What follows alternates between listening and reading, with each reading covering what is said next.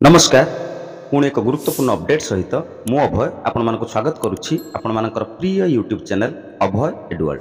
बंधुगण, सरकारी कर्मचारी मानक पाई संशोधित पेंशन योजना आरंभ करिवार 5 मास परे केंद्र सरकार शनिवार एकीकृत पेंशन योजना बा यूनिफाइड पेंशन स्कीम यूपीएस कार्यकारी करिवा पाई आनुष्ठानिक भावे घोषणा करिसंती। ए संबंध में गेजेट नोटिफिकेशन होइछि।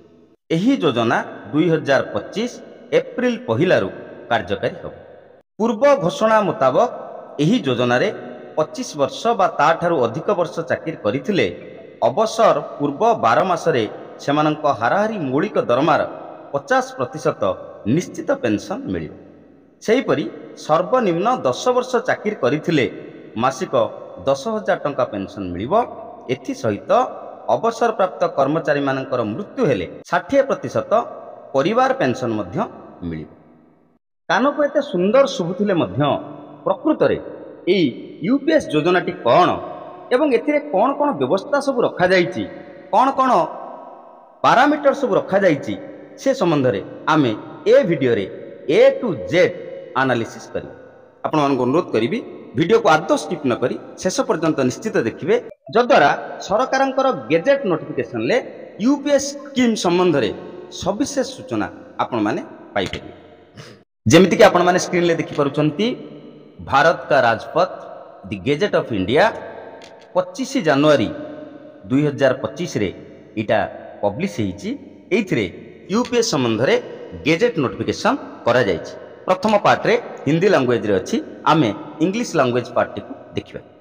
सर्वप्रथमे कहा जाइछि the unified pension scheme shall be applicable to such central government employees who are covered under national pension system and who choose this option under national pension system. जे जेउ सरकारी कर्मचारी माने ए नोटिफिकेशनटा जेहेतु केंद्र सरकार करछंती, एठी कर्मचारी अर्थ केंद्र सरकारक अधीन रे कार्यरत कर्मचारी। तो जेउ कर्मचारी माने ऑलरेडी नेशनल पेंशन सिस्टम बा एनपीएस रे अछंती, तन्मध्यनु जेउ माने यूनिफाइड पेंशन स्कीम को बाछिबे सेही मानक पाई एटा प्रযোज्य हो। ए स्कीम रो एलिजिबिलिटी संबंध रे कहै जाउची assured payout shall be available only in the following cases। को केस रे assured payout बा निश्चित pension मिलिबो in case of an employee superannuating after qualifying service of 10 years from the date of superannuation। जणे कर्मचारी अति कम रे जदि 10 वर्ष चाकरी करी तापरे अवसर नउथबे से भली क्षेत्र रे तांकू मिनिमम पेंशन मिलिबो। एथिरे आउ मध्य टिके जोड़ी दिया जाइछि जे जदि जणे सरकारी कर्मचारी 25 वर्ष चाकरी करिबा परे वॉलंटरी रिटायरमेंट नहीं जानती से भली क्षेत्र रे तांकर जेबे अवसर नबार थिला सेही तारीख परे ही तांको पेंशन मिलिबो। वीआरएस नेले इमिडिएटली पेंशन मिलिबो नाही, जेबे से रिटायर करि थांते सेही तारीख हेले ही तांको पेंशन मिलिबो। तेबे एई यूनिफाइड पेंशन स्कीम रे कोन बेनिफिट मिलिबो बा कोन लाभ मिलिबो से संबंध रे मध्य ई गेजेट रे स्पष्ट भाबरे कहै जाइछि the rate of full assured payout will be at the rate 50% of 12 monthly average basic pay immediately prior to superannuation।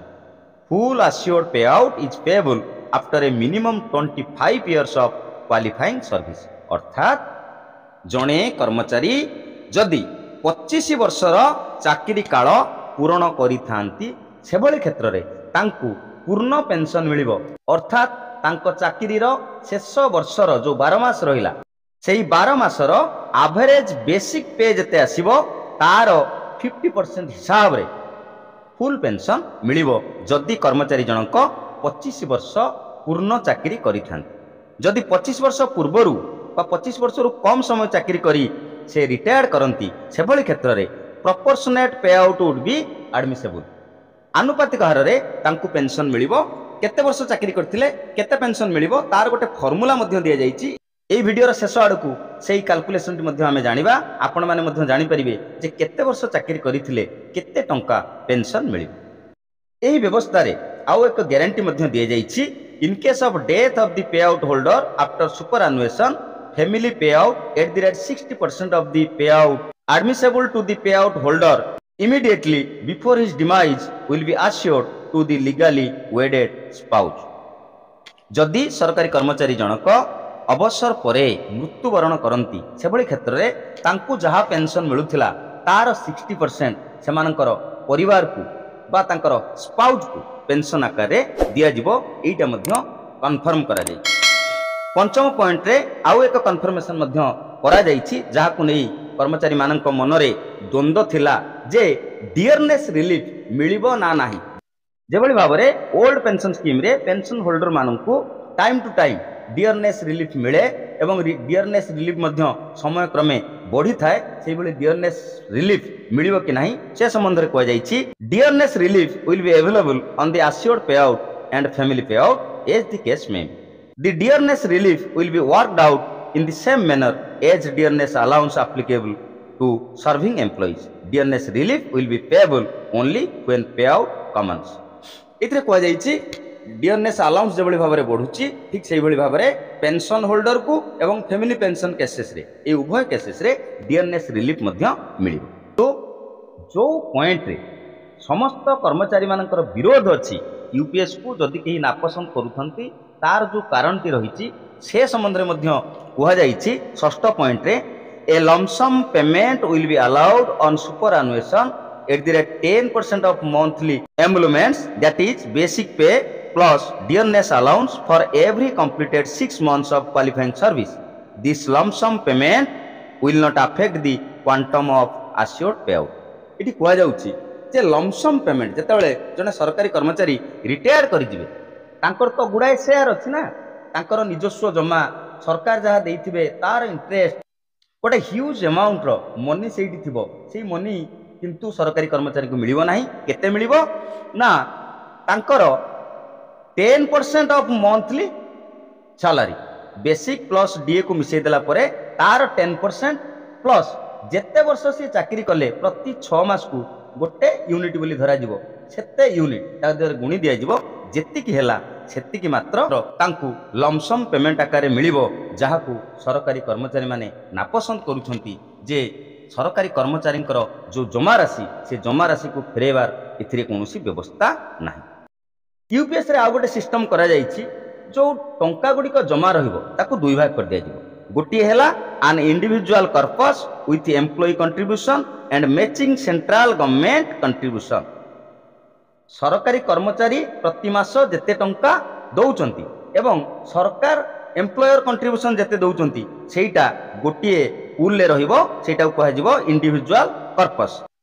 आ गोटे फंड हबो a pool corpus with additional central government contribution. Central government मध्य UPS रे अधिक contribution देबे। जेमती आपण माने समस्त जानिचंती NPS रे एबे कोन अछि एम्प्लॉय 10% दउचंती एम्प्लॉयर 14% दउचंती किंतु यूपीएस रे कोन हबो परवर्ती समय मध्ये से संबंध रे हम आलोचना करिबा। एम्प्लॉय देबे 10% एम्प्लॉयर देबे 10% टोटल 20% एटा डिपॉजिट हबो इंडिविजुअल पर्पस रे। सरकार आहुरी 8.5% अधिक कंट्रीब्यूशन देबे जोटा पूल पर्पस रे डिपॉजिट रही। से कथा मध्ये अष्टम पॉइंट रे कहै जायछि the contribution of employees will be 10% of basic pay plus dearness allowance। the matching central government contribution will also be 10% of basic pay plus DA। both will credited to each employees individual corpus। मु जेमति आपण मान को आगु कहली NPS रे जदिओ कर्मचारी दियंती 10% एवं सरकार दियंती 14% किंतु यूपीएस रे कोन हबो ना कर्मचारी देबे 10% सरकार मध्य देबे 10% एटा इंडिविजुअल कर्पस रे डिपॉजिट रही। Central government shall provide an additional contribution of an estimated 8.5% of basic pay plus DA of all employees who have chosen the unified pension scheme option to the pool corpus on an aggregate basis. जे जो माने UPS को choose करिवे सरकार से मानकू 8.5% रो additional contribution देबे जोटा कि पूल कर्पस रे डिपॉजिट हेई रहिबो। इंडिविजुअल कर्पस रे जो फंड रहिला से संबंध रे इन्वेस्टमेंट चॉइस एम्प्लॉय मानकर रहिबो किंतु पूल कर्पस रे जहा रहिबो सेतिरे एम्प्लॉय कर कोनोसी इन्वेस्टमेंट चॉइस रहिबो नाही। ଏହି ଗେଜେଟ୍ରେ ଆଉ ଏକ ସର୍ତ୍ତ ମଧ୍ୟ ରହିଛି, in respect of employees who have retired before the date of operation of unified pension scheme and who opt for the unified pension scheme option, pension fund regulatory and development authority will determine the mechanism for making available the top up amount. ଯେଉଁ ସରକାରୀ କର୍ମଚାରୀ ମାନେ UPS କାର୍ଯ୍ୟକାରୀ ହେବା ପୂର୍ବରୁ retired କରିସାରିଛନ୍ତି, ପୂର୍ବରୁ ସରକାର ଯେଉଁ ଘୋଷଣା କରିଥିଲେ ଯେ ଯେଉଁ ଏନ୍ପିଏସ୍ ବର୍ଗର ସରକାରୀ କର୍ମଚାରୀ ମାନେ ଅଲରେଡି ରିଟାୟାର୍ଡ କରିସାରିଛନ୍ତି ସେମାନଙ୍କୁ ମଧ୍ୟ ୟୁପିଏସ୍ ର ବେନିଫିଟ୍ ମିଳିବ। ଅର୍ଥାତ୍ ଯେଉଁମାନେ ରିଟାୟାର୍ଡ କରିସାରିଛନ୍ତି କିନ୍ତୁ ୟୁପିଏସ୍ ନେବା ପାଇଁ ଚାହୁଁଛନ୍ତି, ସେଭଳି କ୍ଷେତ୍ରରେ pension fund regulatory and development authority ଯିଏ ରହିଲେ, ଏନ୍ପିଏସ୍ କଥା ଯିଏ ବୁଝୁଥିଲେ ଯେଉଁ ସଂସ୍ଥା, ସିଏ ତାଙ୍କର ସ୍ଥିର କରିବେ କିଭଳି ଭାବରେ ଏଇ ଯେଉଁ ଟପ୍ ଅପ୍ ଆମାଉଣ୍ଟଟି ଆଭେଲେବଲ୍ କରାଯିବ। ଏହି ଗେଜେଟ୍ ନୋଟିଫିକେସନରେ ସ୍ପଷ୍ଟ ଭାବରେ କୁହାଯାଇଛି, ଜଣେ ସରକାରୀ କର୍ମଚାରୀ ଚାହିଁଲେ ୟୁପିଏସ୍ କୁ ଚୁଜ୍ କରିପାରିବେ କିମ୍ବା ଏନ୍ପିଏସ୍ ରେ ରହିପାରିବେ। ବର୍ତ୍ତମାନ ସମସ୍ତଙ୍କ ମନରେ ଦ୍ୱନ୍ଦ୍ୱ ଯେ ଯଦି ସରକାର ୟୁପିଏସ୍ ଆଣୁଛନ୍ତି ତାହେଲେ ଏନ୍ପିଏସ୍ ଟା କାହିଁକି ରଖୁଛନ୍ତି, ଯଦି ଏନ୍ପିଏସ୍ ରହିବ ୟୁପିଏସ୍ କୁ ଚୁଜ୍ କରିବାକୁ ପଡ଼ିବ। ସେଭଳି କ୍ଷେତ୍ରରେ କର୍ମଚାରୀ ଜଣକ ନିଶ୍ଚିତ ଭାବରେ ଦ୍ୱନ୍ଦ୍ୱରେ ପଡ଼ିବେ ଯେ ମୁଁ ଏନ୍ପିଏସ୍ ରେ ରହିଲେ ଠିକ୍ ହେବ ନା ୟୁପିଏସ୍ କୁ ଗଲେ ଠିକ୍ ହେବ। ସରକାର ଏଇଠି ଏ ଦ୍ୱନ୍ଦ୍ୱଟି ନିଶ୍ଚିତ ଭାବରେ ସୃଷ୍ଟି କରିଛନ୍ତି, ସେ ସମ୍ବନ୍ଧରେ କୌଣସି ସ୍ପଷ୍ଟତା ଅଦ୍ୟାବଧି ଆସିନାହିଁ। କିନ୍ତୁ এই ଗେଜେଟ୍ରେ କୁହାଯାଇଛି, ୱାନ୍ସ ଆପଣ ୟୁପିଏସ୍ କୁ ଚୁଜ୍ କରିଦେଉଛନ୍ତି ଅର୍ଥ ପରବର୍ତ୍ତୀ କୌଣସି ବି ପରିସ୍ଥିତିରେ ଆପଣମାନେ ଆଉ ଏନ୍ପିଏସ୍ କୁ ବେକ୍ କରିପାରିବେ ନାହିଁ। ଗେଜେଟ୍ରେ କୁହାଯାଇଛି, ଯେତେବେଳେ ଜଣେ ଏନ୍ପିଏସ୍ କର୍ମଚାରୀ ୟୁପିଏସ୍ କୁ ଚୁଜ୍ କରିବେ, ଇମିଡିଏଟଲି ତାଙ୍କର ଯାହା ଏନ୍ପିଏସ୍ ରେ ବାଲାନ୍ସ ରହିଛି ସେଇ ବାଲାନ୍ସଟା ତାଙ୍କର ଇଣ୍ଡିଭିଜୁଆଲ କର୍ପସ୍କୁ ଟ୍ରାନ୍ସଫର ହେଇଯିବ। ଏଇଥିରେ ଆହୁରି ଅନେକ କଥା ମଧ୍ୟ କୁହାଯାଇଛି, ପଏଣ୍ଟ ବାଇ ପଏଣ୍ଟ ଆଲୋଚନା କଲେ ଭିଡ଼ିଓ ବହୁତ ଲମ୍ବା ହେଇଯିବ। ଯେଉଁ ତଥ୍ୟ ଗୁଡ଼ିକ, ଯେଉଁ ସୂଚନା ଗୁଡ଼ିକ ଗୁରୁତ୍ୱପୂର୍ଣ୍ଣ ମୁଁ ମନେ କରୁଛି ତାରି ସମ୍ବନ୍ଧରେ କେବଳ ମୁଁ ଆପଣମାନଙ୍କ ସହିତ ଆଲୋଚନା କରୁଛି। ଏଇ ଯେଉଁ ଗେଜେଟ୍ ନୋଟିଫିକେସନଟି ରହିଛି, କମ୍ପ୍ଲିଟ୍ ଗେଜେଟ୍ ନୋଟିଫିକେସନର PDF କପି ଆପଣମାନେ ଏଇ ଚ୍ୟାନେଲର ଡିସ୍କ୍ରିପ୍ସନରେ ମୁଁ ତାର PDF ଲିଙ୍କ ଦେଇଥିବି, ସେଇଠୁ ଆପଣମାନେ ଡାଉନଲୋଡ୍ କରି ବିଟ୍ ବାଇ ବିଟ୍ ଡିଟେଲ୍ସରେ ମଧ୍ୟ ପଢ଼ି ଦେଇପାରିବେ। ତେବେ ଏଇ ଗେଜେଟ୍ ନୋଟିଫିକେସନରେ ଶେଷ ପଏଣ୍ଟରେ ସ୍ପଷ୍ଟ ଭାବରେ କୁହାଯାଇଛି, the effective date for operationalisation of the unified pension scheme shall be 1 April 2025, ଅର୍ଥାତ୍ 1 ଏପ୍ରିଲ 2025 ଠାରୁ ୟୁପିଏସ୍ ସ୍କିମ୍ ଲାଗୁ ହୋଇଯିବ। ଯେଉଁ ଏନ୍ପିଏସ୍ କର୍ମଚାରୀ ମାନେ ଅଛନ୍ତି, ଚାକିରିରେ ଅଛନ୍ତି, ରିଟାୟାର୍ଡ କରିସାରିଛନ୍ତି, ସେମାନେ ଚାହିଁଲେ ଏନ୍ପିଏସ୍ ରେ କଣ୍ଟିନ୍ୟୁ କରିପାରିବେ କିମ୍ବା ୟୁପିଏସ୍ କୁ ମଧ୍ୟ ଚୁଜ୍ କରିପାରିବେ। ତେବେ ଏହି ନୋଟିଫିକେସନରେ ଗୁଡ଼ାଏ ଉଦାହରଣ ଦିଆଯାଇଛି, କେଉଁ ପରିସ୍ଥିତିରେ ଆପଣଙ୍କୁ କେତେ ଟଙ୍କା ପେନ୍ସନ୍ ମିଳିବ। ଯେଉଁମାନେ 25 ବର୍ଷ ପୂରଣ କରିଛନ୍ତି ସେମାନଙ୍କର ପେନ୍ସନ୍ କିଭଳି ଭାବରେ କେଉଁ ଫର୍ମୁଲାରେ କାଲକୁଲେସନ୍ କରାଯିବ, ଯେଉଁମାନେ 25 ବର୍ଷରୁ କମ୍ କିନ୍ତୁ 10 ବର୍ଷରୁ ଅଧିକ ଚାକିରି କରିଛନ୍ତି ସେମାନଙ୍କର ପେନ୍ସନ୍ଟି କିଭଳି ଭାବରେ କାଲକୁଲେସନ୍ କରାଯିବ ଏବଂ ଫ୍ୟାମିଲି ପେନ୍ସନ୍ କିଭଳି ଭାବରେ କାଲକୁଲେସନ୍ କରାଯିବ, ଯେଉଁମାନେ କିଛି ଟଙ୍କା ଏନ୍ପିଏସ୍ ଆକାଉଣ୍ଟରୁ ଅଲରେଡ଼ି ଉଠେଇ ନେଇଛନ୍ତି ସେମାନଙ୍କ ପାଇଁ ପେନ୍ସନ୍ କିଭଳି ଭାବରେ କାଲକୁଲେସନ୍ କରାଯିବ, ସବୁ କାଲକୁଲେସନ୍ର ଇଲୁଷ୍ଟ୍ରେସନ୍ ବା ଉଦାହରଣ ଏଇ ଗେଜେଟ୍ ନୋଟିଫିକେସନରେ ଦେଇ ଦିଆଯାଇଛି। ତା ଛଡ଼ା ଆପଣଙ୍କୁ ରିଟାୟାରମେଣ୍ଟ ସମୟରେ କେତେ ଲମ୍ସମ୍ ଆମାଉଣ୍ଟ ମିଳିବ, ଆପଣଙ୍କର ଆମାଉଣ୍ଟ ଯେତେ ଡିପୋଜିଟ୍ ଥାଉ ନା କାହିଁକି ଆପଣଙ୍କୁ କିନ୍ତୁ କେତେ ଲମ୍ସମ୍ ଆମାଉଣ୍ଟ ମିଳିବ ତାର ମଧ୍ୟ ଏହି ସ୍ଥାନରେ ଏକ ଉଦାହରଣ ଦିଆଯାଇଛି। ଏଇ ଗେଜେଟ୍ ନୋଟିଫିକେସନରେ ଉଦାହରଣ ଦେଇ ଦିଆଯାଇଛି। ପ୍ରତ୍ୟେକ ସିନାରିଓର କାଲକୁଲେସନ୍ ଯଦି ଆମେ କରିବା ଭିଡ଼ିଓ ବହୁତ ଲମ୍ବା ହେଇଯିବ। ଜଣେ କର୍ମଚାରୀ ୟୁପିଏସ୍ରେ କେତେ ଟଙ୍କା ପେନ୍ସନ୍ ପାଇବେ, ଆମେ ଗୋଟିଏ ସିନାରିଓକୁ କେବଳ ଏଇଠି ଆଲୋଚନା କରିବା। ମନେ କରାଯାଉ ଜଣେ କର୍ମଚାରୀ ଯିଏକି ୟୁପିଏସ୍କୁ ଚୁଜ୍ କରିଥିଲେ, ସେ 25 ବର୍ଷ ଚାକିରି କରି ରିଟାୟାର୍ଡ କରିଛନ୍ତି ଏବଂ ଯେତେବେଳେ ସେ ରିଟାୟାର୍ଡ କରୁଛନ୍ତି ସେତେବେଳେ ତାଙ୍କର ବେସିକ୍ ପେ ଅଛି 45,000। ଲାଷ୍ଟ 1 ଇୟରର ବା ଲାଷ୍ଟ 12 ମନ୍ଥର ଆଭରେଜ ବେସିକ୍ ପେ ରହିଛି 45,000। ଠିକ୍ ଅଛି, ସେଇଟାକୁ ଗୋଟେ ସିମ୍ବଲ ନିଆଯାଇଛି ପି ଏବଂ ତାଙ୍କର କ୍ୱାଲିଫାଇଂ ସର୍ଭିସ୍ 25 ବର୍ଷରୁ ଉର୍ଦ୍ଧ୍ୱ ଚାକିରି ସେ କରିଛନ୍ତି ତାକୁ ନିଆଯାଇଛି କ୍ୟୁ, କ୍ୱାଲିଫାଇଂ ସର୍ଭିସକୁ ନିଆଯାଇଛି କ୍ୟୁ। ତାଙ୍କର ଯେତେଟା କଣ୍ଟ୍ରିବ୍ୟୁସନ୍ ଥିଲା ସବୁ କଣ୍ଟ୍ରିବ୍ୟୁସନ୍ ତାଙ୍କର ରେଗୁଲାରଲି ଡିପୋଜିଟ୍ ହେଇଛି ଏବଂ ଯେଉଁ ଇନଭେଷ୍ଟମେଣ୍ଟ ଅପସନ୍ କଥା ଆମେ କହୁଥିଲେ, ସେ କର୍ମଚାରୀ ଜଣକ ମନେ କରାଯାଉ ଡିଫଲ୍ଟ ପାଟର୍ନକୁ ଚୁଜ୍ କରିଛନ୍ତି ଏବଂ କୌଣସି ପାର୍ସିଆଲ ୱିଡ୍ରାଲ୍ ସିଏ କରିନାହାନ୍ତି ଚାକିରି କାଳ ମଧ୍ୟରେ, ସେଭଳି କ୍ଷେତ୍ରରେ ତାଙ୍କୁ କେତେ ଟଙ୍କା ପେନ୍ସନ୍ ମିଳିବ ଯାହାର ବେସିକ୍ ପେ ଅଛି 45,000 तापाई गोटे फर्मूला कर दिया जाइछि से फर्मूला है P/2 into Q/300 into IC/BC IC अर्थ है इंडिविजुअल कर्पस रे जेते टंका जमा थिबो ठीक से भाव में बीसी है बेंचमार्क कर्पस जदि भी जन सरकारी कर्मचारी 25 वर्ष ऊर्ध्व चाकरी कर 300 बोली काउंट करा जो 300 अर्थ 300 मंथ्स तेबे एभली क्षेत्र रे जो फर्मूला रही P/2 into Q/300 into IC/BC तांकर बेसिक पे है 45,000 45,000/2 इंटू क्वालिफाइंग सर्विस है 300 मंथ्स 300/300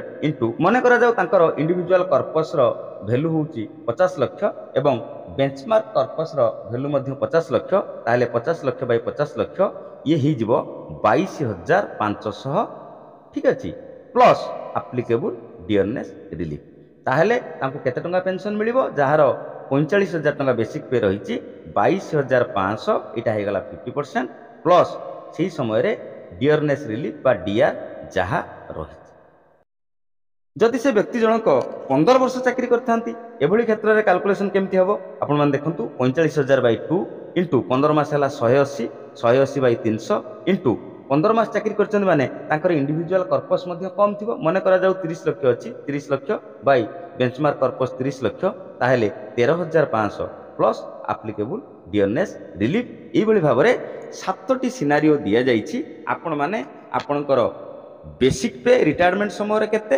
एवं क्वालिफाइंग सर्विस केते वर्ष आपण चाकरी कले ता छडा आपणकर इंडिविजुअल कर्पस केते टंका हेछि सेही आधार रे आपण माने निजे मध्ये कैलकुलेशन करि परिबे जे आपण रिटायरमेंट समय रे केते टंका पेंशन पाइबे ठीक से भली भाव में जदि आम लमसम अमाउंट को कैलकुलेशन करवा लमसम अमाउंट केते मिलिबो जेमति मु कहली बेसिक पे आपनकर सेतेबेले थिबो केते 45,000 एवं डियरनेस अलाउंस बा डीए मन करा जो वर्तमान आम कैलकुलेशन करिया वर्तमान डीए अछि 53% डीए हैला 23,850 टोटल हे गला 68,850 एभली क्षेत्र रे लमसम अमाउंट आपनको कोन मिलिबो 1/10 इनटू आपनकर टोटल जहा हैला basic plus DA 68,850 into L L है लेंथ ऑफ सर्विस प्रति 6 मास को गोटे यूनिट बोली काउंट करा जदि आमर बेसिक एवं डीए मिसिकी 68,850 होउची एभली क्षेत्र रे आपण जदि 10 वर्ष चाकरी करचंती ताहेले आपनको 1,37,700 टंका लमसम अमाउंट मिलिबो जदि 20 वर्ष चाकरी करचंती 2,75,400 टंका मिलिबो जदि 25 वर्ष चाकरी करचंती आपनको मात्र 3,44,250 टंका मिलिबो जदि 30 वर्ष चाकरी करचंती 4,13,100 टंका मिलिबो एवं जदि 35 वर्ष चाकरी करचंती 4,81,950 टंका मात्र मिलिबो ई लमसम अमाउंट बहुत कम जहा कि यूपीएस रो गोटे डिमेरिट बोली आमे समस्ते कहि परिबो निश्चित भाव में गेजेट नोटिफिकेशन आसी जिबा परे जो माने अल्प दिन चाकरी करछंती सेही माने निश्चित भाव में यूपीएस को चूज करनेबे कारण एनपीएस रे बहुत कम टंकार पेंशन आसुची जो पेंशन ले चलिबा कष्ट किंतु जो माने मिनिमम 10 वर्ष चाकरी करछंती से माने मिनिमम अश्योर्ड पेंशन जोटा मासको 10,000 प्लस तार डियरनेस रिलीफ अर्थात वर्तमान जदि 53% हम हिसाब करिबा 15,300 टंका पेंशन जणे पाइबे अति कम रे 10 वर्ष जे चाकरी करछंती प्रपोर्शनेट रेट रे केते वर्ष चाकरी करिथिले केते टंका आपण माननकु पेंशन मिलिबो केते टंका फैमिली पेंशन मिलिबो तार इलस्ट्रेशन सबु एठी दे दिया जाइछि विभिन्न परिस्थिति रे 7टी सिनारियो रो कथा इथरे कोहा जाइछि परवर्ती वीडियो रे बीट बाय बीट ई जो 7टा जाक सिनारियो रहिला ई 7टा जाक सिनारियो ऊपर आमे निश्चित भाव रे आलोचना करिबा मु परवर्ती वीडियो आनिबी आपण मान को अनुरोध करी जदि ए पर्यंत आपण माने आम चैनल को सब्सक्राइब करना दया कर चैनल को सब्सक्राइब करंतु पाखरे थिबा ऑल नोटिफिकेशन बेल आइकन को प्रेस करंतु जो द्वारा आगामी दिन में मु जो सब रिलेटेड वीडियो आनिबी तार नोटिफिकेशन इमिडिएटली आपण मान को मिली जिवो आशा करूची यूनिफाइड पेंशन स्कीम रे केंद्र सरकार पूर्वरु जो घोषणा करथिले एवं एबे जो गेजेट नोटिफिकेशन आनिले सेथिरे जो व्यवस्था रहिछि जो प्रावधान रहिछि से संबंध में आपण माने यथेष्ट सूचना पाइथिबे वीडियोटी भल लगी हृदय गोटे लाइक करेंगे ए वीडियो को बहु मात्रा रे अन्य सरकारी कर्मचारी बंधु मान सहित निश्चित शेयर करेंगे जहाँफल से यूनिफाइड पेंशन स्कीम रे गेजेट नोटिफिकेशन रही विभिन्न व्यवस्था संबंध में जापर यूपीएस को नहीं आपण मन में किसी भी प्रश्न रही जाते कमेंट बॉक्स में कमेंट करूँ मुझे यथासंभव चेष्टा करी आपण मान प्रश्नर उत्तर रखापी बर्तमान ईट रहा धन्यवाद नमस्कार।